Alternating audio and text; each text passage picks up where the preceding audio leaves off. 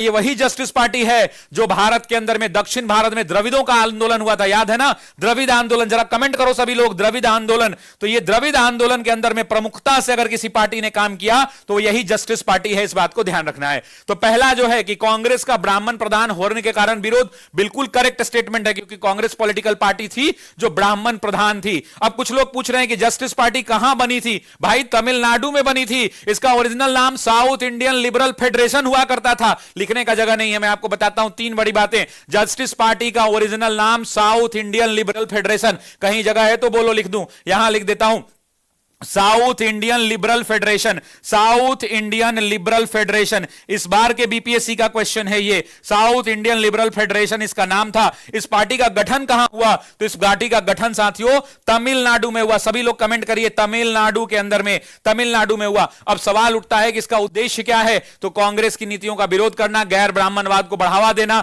लोगों के सरकारी नौकरियों में गैर ब्राह्मणों का आरक्षण की मांग करना, कोचिंग में, विश्वविद्यालय में, विद्यालय में, शैक्षणिक संस्थानों में गैर ब्राह्मणों समुदाय के लिए आरक्षण को लागू कराना। और याद होगा कि पहली बार जस्टिस पार्टी ही वो पॉलिटिकल पार्टी थी जो गैर कांग्रेसी, कभी तो भारत में बिना कांग्रेस की सरकार बनी होगी, वो सरकार कौन सी? तो वो जस्टिस पार्टी। तो अगर आपसे सवाल में पूछ दे कि पहली बार भारत के अंदर में 1920 में ब्रिटिश शासन के अधीन अगर मद्रास प्रेसिडेंसी के अंदर में पहली गौर कांग्रेसी सरकार बनी तो किसकी सरकार? तो इन्हीं की सरकार थी। इस बात को ध्यान रखिएगा। आज आप एक पॉलिटिकल पार्टी का नाम सुनते होंगे, डीएमके, सुनते हैं क्या?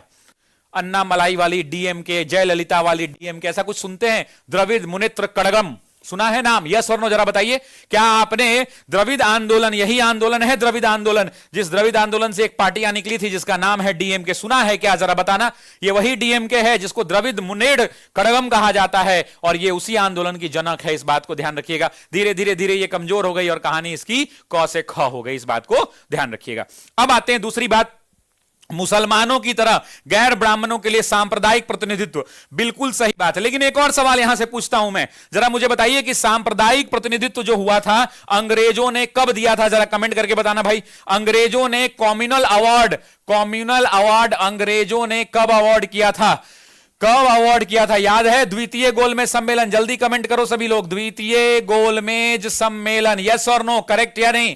द्वितीय गोलमेज सम्मेलन के बाद जब दलितों के लिए पृथक निर्वाचन की मांग किसने की थी? बाबा साहब भीमराव अंबेडकर ने किया था। और कौन वो लोग हैं, जरा नाम बताओ कमेंट बॉक्स में, जो तीनों गोलमेज में शामिल हुए? तीनों गोलमेज में शामिल होने वाले दो लोग जरा कमेंट करो मेरे भाई। तेज बहादुर सप्रू, सभी लोग लिखो तेज बहादुर सप्रू। और दूसरा कौन? तो दूसरा याद होगा, कोई और नहीं, तो यही नाम आपको दिखेगा। इस बात को ध्यान रख लेना, जिसका नाम है बाबा साहब भीमराव अंबेडकर। अंबेडकर की एक पार्टी हुआ करती थी, मैंने क्लास में पढ़ाया था, और वही क्वेश्चन 70वीं बीपीएससी में ऑफलाइन में पढ़ा रहा था उस दिन टीचर वाले बैच में। तो मैंने बोला था Indian worker association, Indian worker association वो बीपीएससी के क्वेश्चन पेपर में छपाता हुबहू की, क्योंकि ऑफिसर एकेडमी कहता है कि हम खून जलाकर आपको पढ़ाते हैं। आपके कलमों में ऑफिसर एकेडमी के शिक्षकों का खून जो है इंक में रिफिल बनकर घूमता है, और जब आप एग्जामिनेशन हॉल के अंदर में गोला रंगते हैं तो वो गोला आपके लिए इंक होता है।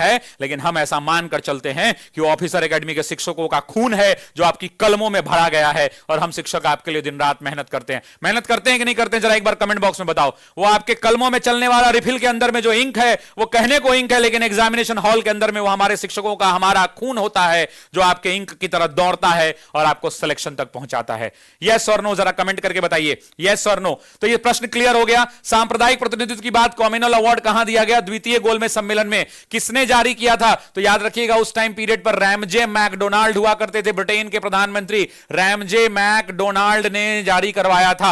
उसके बाद आपको याद रखिएगा इसका क्या किया था? गांधी जी ने विरोध किया था। गांधी क्या बैठे थे? तो आमरण अनशन पर बैठ गए थे। और उसके बाद फिर क्या हुआ? तो पूना में समझौता हुआ, और उसको क्या कहा गया? पूना समझौता। एग्जाम में पूछेगा कि पूना समझौता किसके किसके बीच हुआ? तो एक तरफ महात्मा गांधी और दूसरे तरफ डॉक्टर बी.आर. अंबेडकर। लेकिन एग्जाम में सवाल पूछेगा कि साइन किसने किया? तो कहना कि गांधी जी तो जेल में थे, उनके जगह साइन किया मदन मोहन मालवीय ने। जबकि आपसे जब सवाल पूछे कि उधर से किसने साइन किया, तो आप कहना कि एक तरफ तो मदन मोहन मालवीय और दूसरी तरफ कौन मेरे दोस्त? तो दूसरी तरफ कौन? बी.आर. अंबेडकर। एक और सवाल जब निकला है तो पूछ ही लेते हैं, वो डेट क्या था जरा बता देना। तो 24 सितंबर को इन दोनों के बीच में एग्रीमेंट हो गया था और 26 सितंबर को साइन हुआ था मेरे दोस्तों, इस बात को ध्यान रखिएगा। और आपसे पूछेगा कि कितने अगस्त को कॉमनवेल्थ अवार्ड जारी किया गया था। सभी लोग जरा कमेंट करना। 16 अगस्त 1932 को यह कॉमनवेल्थ अवार्ड जारी किया गया था, सांप्रदायिक पंचाट जारी किया गया था। यह प्रश्न का हमने ऑपरेशन थिएटर में ऑपरेशन कर दिया और आप इसीलिए ऑफिसर एकेडमी के शिक्षकों से मोहब्बत करते हैं। ये 5000 का आंकड़ा मजा नहीं आ रहा है। एक बार लाइक और शेयर तो बनता है, दबा के एक बार वीडियो को शेयर कर दीजिए, एक बार वीडियो को लाइक कर दीजिए। और इससे ज्यादा हम आपको कुछ नहीं कहेंगे, बस इतना ही कहेंगे कि ऑफिसर्स एकेडमी पर इतना प्यार मोहब्बत लुटाने के लिए आप सभी लोगों का दिल की गहराइयों से बहुत बहुत शुक्रिया। तो क्या ये क्लियर है? अच्छा, एक सवाल मैं पूछना चाहता हूं, सवाल का उत्तर देंगे क्या आप? एक सवाल मैं पूछना चाहता हूं कि पहले ऐसे कोई महिला का नाम बताइए जिसको गांधी जी अपने साथ अपने खर्चे पर ले गए थे। ऐसी कोई महिला का नाम बताइए जिसको गांधी जी अपने साथ अपने खर्चे पर ले गए थे। गांधी जी अपने साथ अपने खर्चे पर ले गए थे, जरा कमेंट बॉक्स में बता दीजिए। 16 अगस्त 1932। यस सर, मेरा सिलेक्शन होगा। जरा मुझे बता दीजिए उस महिला का नाम बताइए कमेंट बॉक्स के अंदर में जिसको गांधी जी अपने खर्चे पर ले गए थे। तब तक बढ़ते हैं अगले प्रश्न की ओर। अगला प्रश्न और मजेदार है दोस्तों। कह रहा है डॉक्टर BR अंबेडकर ने निम्नलिखित में से किस दल की स्थापना की थी? यानी बाबा साहब भीमराव अंबेडकर की बात कर रहा है। वो पूछ रहा है कि उन्होंने किस दल की स्थापना की थी, किस दल की स्थापना की थी। तो सबसे पहले आपको ऑप्शन देखने अच्छे से, उसके बाद ऑप्शन का जवाब देना है, ठीक है? तो आइए शुरू करते हैं। सबसे पहले पहला ऑप्शन है भारत के किसान और मजदूर दल। याद है हमने बताया था एक कृषक प्रजा पार्टी थी, उसके बारे में बातचीत करेंगे। यह अंबेडकर का नहीं था।